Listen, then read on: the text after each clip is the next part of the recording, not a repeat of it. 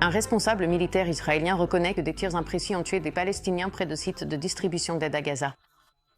Parallèlement, le Programme alimentaire mondial affirme qu'une personne sur 5 là-bas fait face à des niveaux catastrophiques de faim.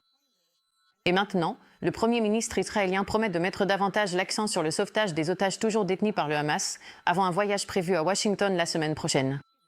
Accueillons maintenant notre correspondant à l'étranger, Tom Sifiburidj, en direct de Tel Aviv. Tom, quelles sont les dernières informations, en commençant par ce rapport de Reuters sur ce que dit maintenant ce porte-parole israélien?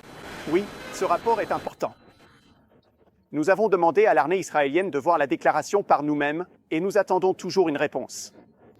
Mais c'est important en soi, car il semble que ce soit l'une des premières fois, voire la toute première fois, que l'armée israélienne reconnaît, selon ses propres termes, qu'un tir imprécis a contribué à la mort de Palestiniens près de ces dispositifs de distribution d'aide. Rappelez-vous, cela fait maintenant 5 semaines qu'il existe ce nouveau dispositif controversé de distribution d'aide, où, en gros, l'aide n'est distribuée qu'à partir de 4 zones très limitées et strictement contrôlées. Et à plusieurs reprises au cours des 5 dernières semaines, il y a eu des coups de feu. À plusieurs reprises auparavant, l'armée israélienne avait admis que ses soldats avaient tiré en direction de Palestiniens qui tentaient d'accéder à ces sites pour obtenir de la nourriture. Les agences humanitaires se sont à nouveau exprimées aujourd'hui.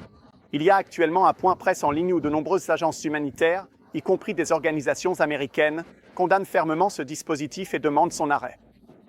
Et cela intervient alors que nous venons de vivre 24 heures particulièrement meurtrières dans la bande de Gaza.